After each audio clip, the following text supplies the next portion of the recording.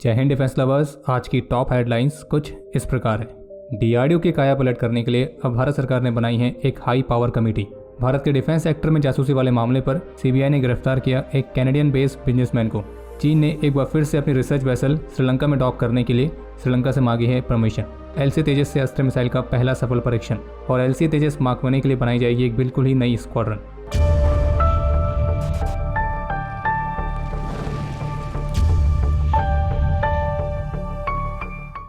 आज का एपिसोड शुरू करने से पहले पूरे भारतवर्ष को चंद्रयान 3 की सफलता के लिए ढेर सारी बधाइयां। और हमारे वैज्ञानिकों ने मून के साउथ पोल पर सफल लैंडिंग करा के एक नया इतिहास रच दिया है। और अब भारत मून पर लैंडिंग करने वाला दुनिया का चौथा देश बना है, और जबकि मून के साउथ पोल पर लैंडिंग करने वाला दुनिया का पहला देश बन गया है। और हमें यह गर्व महसूस कराने के लिए हम हमारे सर्वश्रेष्ठ वैज्ञानिकों को तहे दिल से धन्यवाद कहते हैं। और बाकी आज कमेंट सेक्शन में जय जवान, जय किसान, जय विज्ञान लिखना ना भूलें। प्रधानमंत्री श्री नरेंद्र मोदी के दिशा निर्देशों के तहत डीआरडीओ का ओवरहॉल करने के लिए रक्षा मंत्री श्री राजनाथ सिंह ने 9 मेंबर्स की एक हाई पावर कमेटी को स्थापित किया है। और एक्सपर्ट्स की जो ये कमेटी है ये प्रोफेसर के विजय राघवन के अंडर स्थापित की गई है, जो डिपार्टमेंट की भूमिका को रिव्यू करके और उसे रिडिफाइन करके अपनी जो रिपोर्ट है उसे 3 महीनों के अंदर सबमिट करेंगे। और वैसे आपको बता दें कि जो प्रोफेसर के विजय राघवन है तो वे भारत सरकार के प्रिंसिपल साइंटिफिक एडवाइजर भी रह चुके हैं और वे नेशनल रिसर्च फाउंडेशन के प्रमुख आर्किटेक्ट्स में से भी एक है। और बाकी इस डीआरडीओ रिव्यू कमेटी के अदर मेंबर्स में former deputy chief of army staff lieutenant general Subrata Saha, former vice chief of navy staff vice admiral SN Ghormade, former chief of integrated staff air marshal BR Krishna, MPIDSA के DG Sujan आर्चनॉय, IIT Kanpur से professor Mahendra Agrawal, SIDM president SP Shukla, LNT defence से JD Patil, ISRO के प्रतिष्ठित वैज्ञानिक doctor S Unnikrishnan Nair और ministry of defence में financial adviser Rashika Choubey. तो ये सभी इस डीआरडीओ रिव्यू कमेटी के मेंबर्स हैं। बाकी ये जो कमेटी है ये डिपार्टमेंट ऑफ डिफेंस में आरएनडी और डीआरडीओ के रोल्स को रीस्ट्रक्चर और रीडिफाइन करेगी। अत्याधुनिक टेक्नोलॉजीज को विकसित करने के मामले में एकेडमिया, एमएसएमई, स्टार्टअप के पार्टिसिपेशन इनको बढ़ावा देगी। और कुल मिला के कहा जाए तो इस कमेटी का प्रमुख उद्देश्य रहेगा डीआरडीओ और पूरे defence research and production ecosystem को बिल्कुल अच्छी तरह से ओवरहॉल करके उसके कैपेबिलिटीज़ को और अच्छी तरह से इन्हेंस करना, ताकि सभी रिसोर्सेज सही तरह से यूटिलाइज हो सकें। क्योंकि जवाबदेही की कमी या फिर ऑर्गेनाइजेशन में रिसर्च में डिले, तो ये सारी चीज़ें भारत सरकार के लिए काफ़ी समय से चिंता का विषय थी और इन्हीं को दूर करने के लिए एक खास कमेटी बनाई गई। भारत के डिफेंस सेक्टर से संबंधित जासूसी वाले मामले में कल 22 अगस्त को सीबीआई ने एक कैनेडियन बिजनेसमैन जिसका नाम है राहुल गंगल, तो उसे भी गिरफ्तार किया है। और आपको बता दें कि जासूसी का वही मामला है जिसके तहत एजेंसी पहले एक फ्रीलांस जर्नलिस्ट विवेक रघुवंशी और एक फॉर्मर नेवी कमांडर आशीष पाठक को भी गिरफ्तार कर चुकी है, क्योंकि इन पर आरोप है कि उन्होंने डीआरडीओ के डिफेंस प्रोजेक्ट से संबंधित कुछ सेंसिटिव इन्फॉर्मेशन और इंडियन आर्म फोर्सेस के फ्यूचर प्रोक्योरमेंट्स की कुछ डिटेल्स, तो इस तरह की सेंसिटिव इन्फॉर्मेशन को कलेक्ट करके फॉरेन कंट्रीज की एजेंसीज को पास किया था। और अब इसी मामले के कनेक्शन के तहत कैनेडियन बिजनेसमैन राहुल गंगल को भी गिरफ्तार किया गया, जो कि 2019 में कनाडा के स्थायी निवासी बन गया था। और जब 21 अगस्त को दिल्ली पहुंचा तो इसे अरेस्ट किया गया और ऑफिशियल्स के मुताबिक स्पेशल कोर्ट ने इसे सीबीआई की 4 दिन की कस्टडी पर भेजा है। और बाकी इसके तहत जो सर्चेस कंडक्ट की गई हैं तो उस दौरान एक्यूज के पास से करीब 48 इलेक्ट्रॉनिक डिवाइसेस भी रिकवर किए गए, जिनमें laptops, tablets, mobile phones, hard disk, pen drives, तो इस तरह के डिवाइसेस शामिल हैं। बाकी इस मामले के तहत जब फ्रीलांस जर्नलिस्ट रघुवंशी को गिरफ्तार किया गया था तो उसकी गिरफ्तारी के बाद ही इस राहुल गंगल का नाम सामने आया था। और जांच में ये पता चला था कि राहुल गंगल ने कुछ सीक्रेट डॉक्यूमेंट्स विवेक रघुवंशी को दिए थे। और ऐसे भी आरोप हैं कि वो भारत के डिफेंस सेक्टर से जुड़े हुए कुछ सीक्रेट डॉक्यूमेंट्स दूसरे देशों को भी भेजता था।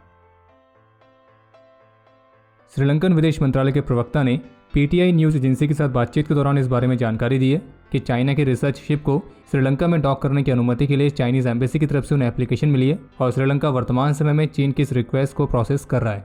और इस बात की उम्मीद है कि चीन की रिसर्च वेसल जिसका नाम है शी यान 6, तो ये अक्टूबर के महीने में मरीन रिसर्च एक्टिविटीज़ के लिए श्रीलंका आ सकती है। और मीडिया रिपोर्ट्स के मुताबिक चीन के फॉरेन ऑफिस के सामने चीन की इस रिक्वेस्ट की वजह से बहुत अजीब सी स्थिति बनी हुई है, क्योंकि चीन की रिसर्च वेसल अगर श्रीलंका आती है तो इसके अराइवल को लेकर भारत अपनी तरफ से पॉसिबल कंसर्न्स रेज कर सकता है, जैसे कि पहले भी हुआ है। और इस बात की भी उम्मीद है कि चीन की रिसर्च वेसल श्रीलंका की national aquatic research and development agency के साथ मिलकर रिसर्च कंडक्ट कर सकती है। और बाकी तो आप सभी जानते होंगे कि श्रीलंका भारत और चीन दोनों को ही अपना एक महत्वपूर्ण पार्टनर मानता है। और फिलहाल अभी इस मामले पर भारत की तरफ से कोई ऑफिशियल कमेंट देखने को नहीं मिला है।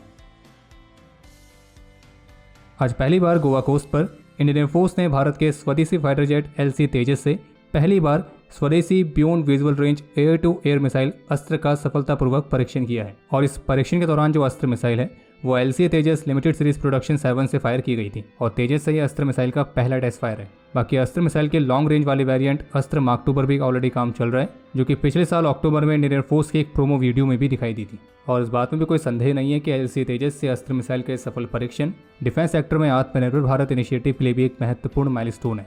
और जबकि कल Indian air force chief air chief marshal VR Chaudhari ने एयर हेडक्वार्टर्स में LCA प्रोग्राम के स्टेटस को रिव्यू भी किया था और इस रिव्यू के दौरान ये भी सामने आया है कि LCA मार्क 1 के सभी contracted fighter variants Indian air force को सौंप दिए गए थे। और HAL के रिप्रेजेंटेटिव्स ने इंडियन एयरफोर्स चीफ को इस बात का भी आश्वासन दिया है कि आने वाले महीनों में वे कॉन्ट्रैक्टेड ट्विन सीट वाले वेरिएंट भी समय पर डिलीवर कर देंगे। और रही बात 83 LCA तेजस मार्क 1 वाले कॉन्ट्रैक्ट की, तो इसको लेकर भी HAL का कहना है कि LCA के इन एडवांस वेरिएंट्स की डिलीवरी भी अगले साल फरवरी के महीने से शुरू की जाएगी। और जबकि इंडियन एयरफोर्स चीफ ने इस बात के संकेत दिए हैं कि जो LCA तेजस मार्क 1 फाइटर्स हैं, तो वो अगले साल की शुरुआत में इंडियन एयरफोर्स की किसी एक ऑपरेशनल बेस में न्यूली रेज स्क्वाड्रन में इंडक्ट किए जाएंगे। चाइनीज कोस्ट गार्ड के करीब 4 शिप्स ने एक बार फिर से फिलीपींस के सप्लाई बोट के रास्ते को ब्लॉक करने का प्रयास किया था और फिलीपींस के सप्लाई बोट को 2 फिलीपीन कोस्ट गार्ड वेसल्स भी एस्कॉर्ट कर रही थी। और ये स्टैंड ऑफ करीब 5 घंटे तक चला, लेकिन जो 2 फिलीपीन बोट्स हैं वो किसी तरह से चाइनीज कोस्ट गार्ड के ब्लॉकेट को ब्रीच करने में कामयाब रही। और जबकि इसी महीने की शुरुआत में चाइनीज कोस्ट गार्ड शिप ने फिलीपीन की सप्लाई बोट पर वाटर कैनन भी फायर की थी। बाकी जहां एक तरफ फिलीपीन का चीन के साथ तनाव बना हुआ है, तो इसी बीच आज 23 अगस्त को फिलीपीन कोस्ट गार्ड और इंडियन नेवी ने वाइट शिपिंग इन्फॉर्मेशन को एक्सचेंज करने के लिए अपने बीच एक स्टैंडर्ड ऑपरेटिंग प्रोसीजर को साइन किया है। और ये जो SOP साइन की गई है फिलीपीन कोस्ट गार्ड और इंडियन नेवी के बीच मर्चेंट शिपिंग ट्रैफिक की सूचना के आदान प्रदान को संचालित करने में सुविधा प्रदान करेगी, जो कि इस क्षेत्र में समुद्री सुरक्षा को बढ़ाने में एक महत्वपूर्ण योगदान देगा। और ये SOP फिलीपीन कोस्ट गार्ड के कमांडेंट की भारत विजिट के दौरान साइन की गई है। बाकी भारत और फिलीपींस अपने बीच के डिफेंस कॉपरेशन को और भी बढ़ाने पर काम कर रहे हैं और फिलीपींस ने भारत के कई सारे स्वदेशी प्लेटफॉर्म्स को खरीदने में दिलचस्पी भी दिखाई है। बाकी इसके अलावा एक अपडेट यह है कि कल मंगलवार को ईरान के रक्षा मंत्रालय ने अपने एक नए ड्रोन को अनवील किया है, जो कि अमेरिका के आर्म्ड MQ-9 रीपर ड्रोन की तरह ही दिखाई देता है। और ईरान का दावा है कि उनका नया ड्रोन 24 घंटे से अधिक समय तक हवा में उड़ान भर सकता है और इसकी रेंज इतनी है कि इसराइल की सीमा तक भी पहुंच सकता है। और इस ड्रोन का नाम रखा गया है मोहाजिर 10। ये 24,000 फीट की ऊंचाई तक उड़ान भरने में सक्षम है।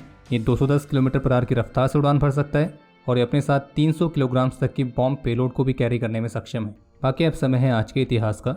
आज के दिन 2019 में जम्मू कश्मीर के नौशेरा सेक्टर में देश के प्रति अपना कर्तव्य निभाते हुए नायक राजीव थापा ने अपने जीवन का सर्वोच्च बलिदान दिया था। आज के दिन 1997 में जम्मू कश्मीर में अपने अदम्य साहस और वीरता का परिचय देते हुए मेजर दीपेंद्र भूचर और लांस नायक शमशेर सिंह वीर गति को प्राप्त हुए थे और हमारे इन दोनों वीरों को मरणोपरांत वीर चक्र से सम्मानित किया गया। और आपके लिए आज का प्रश्न यह है कि LCA तेजस में अस्त्र मिसाइल के अलावा कौन कौन सी air to air missiles integrate की गई हैं।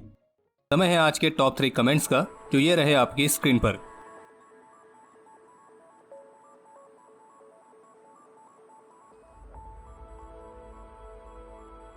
आज के इस एपिसोड के लिए इतना ही। उम्मीद है आपको एपिसोड पसंद आया होगा।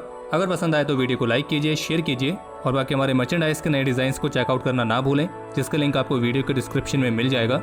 और बाकी अगर आपने चैनल को सब्सक्राइब नहीं किया है तो चैनल को भी सब्सक्राइब जरूर करें।